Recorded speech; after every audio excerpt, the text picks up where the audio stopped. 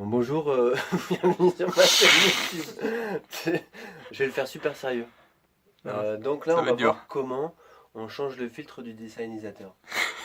On dirait que j'ai du mal à dire designisateur, mais c'est parce que j'ai le nez mouché, ok? Sinon, je le dis très bien. Bon alors, t'as enregistré là? Ah Ouais. merde. Donc les filtres, ils sont là. Filtre 5 microns, celui qu'il faut changer toutes les 3 semaines. Filtre charbon actif, franchement celui-là je le change pas souvent, ça marche quand même. Donc tous les 2 fois par an, 3 fois par an, on s'en sert pas beaucoup. Donc là il va falloir dévisser ici donc c'est celui-là qu'on va changer, la procédure c'est la même pour les deux. Là on va s'entraîner sur celui-là. Donc je dévisse ici. Là, je peux couper le designisateur. Je dévisse ici. C'est un peu dur donc il faut un gars musclé. Tu peux couper le temps que je force. Donc là j'ai bien forcé parce que je suis un gars musclé. Je dévisse ici. Hop, tout ça sort. Bon, il y a de l'eau qui sort, c'est normal.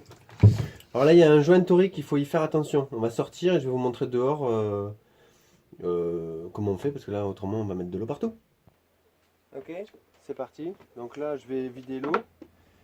Je mets mon doigt sur le joint torique parce que la dernière fois que j'ai pas fait ça, le joint torique il est parti, j'ai déjà récupéré à 23 mètres de profondeur. Une aiguille dans une botte de foin. Donc là le filtre, on dirait qu'il est sale mais en fait il est propre parce qu'il n'a pas beaucoup marché. Donc on va remettre le même filtre. Donc là je remets mon filtre neuf. Tac. Et ensuite le système de serrage et on se retrouve en cale. Carrément dans les expressions on se retrouve en cale. On va faire les autres aussi. C'est bon? Ok, donc là je le replace. Là il faut faire attention, il y a une entrée pour le filtre qui vient se positionner à l'intérieur ici. Donc d'abord je positionne le filtre. Voilà, il est dans son emplacement. Je monte, je maintiens le porte-filtre vers le haut. Je serre. Voilà. Je serre. Pas trop fort mais un peu quand même. Voilà, c'est bon. J'allume le dessal. Et on n'a pas le groupe électrogène en marche, mais c'est pas grave parce qu'on va faire marcher que la pompe eau de mer qui consomme un petit peu, mais ça va nous permettre de nous entendre. Donc là, je vais re-remplir si on a changé de filtre, c'est pareil. Je vais re-remplir les filtres avec de l'eau douce. Et pour ça, j'utilise toujours cette touche qui s'appelle Prime. C'est elle qui commande l'eau douce ici. Et là, on voit que le filtre se remplit. Et ça, je vais le faire marcher pendant 30 secondes. Dans l'idéal, il faudrait purger ici, sur cette petite vis.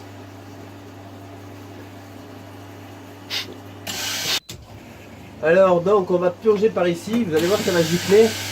Ça permet de chasser l'air qui est dans le haut du porte-filtre. Là, on a changé que ce filtre-là. Mais normalement, il faut le faire sur les deux, évidemment, si on a changé les deux. Donc, je dévisse. Ça gicle un peu.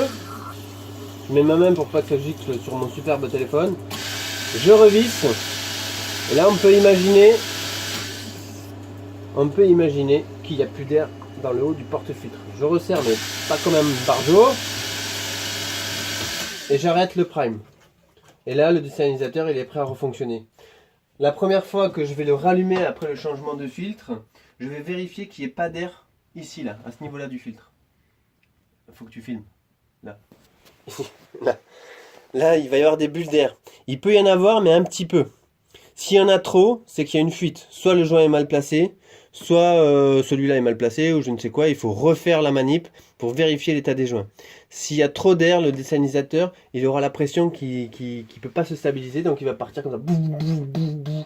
Ça, c'est pas très bon. Il n'aime pas du tout marcher comme ça. S'il y a un peu d'air, et que la pression se stabilise, même si l'aiguille bouge un peu, c'est pas grave, pendant la première heure de fonctionnement, il va au fur et à mesure éjecter cet air-là, et après il va retrouver une stabilité parfaite et il n'y aura plus d'air. Merci pour ce tuto, j'ai fini.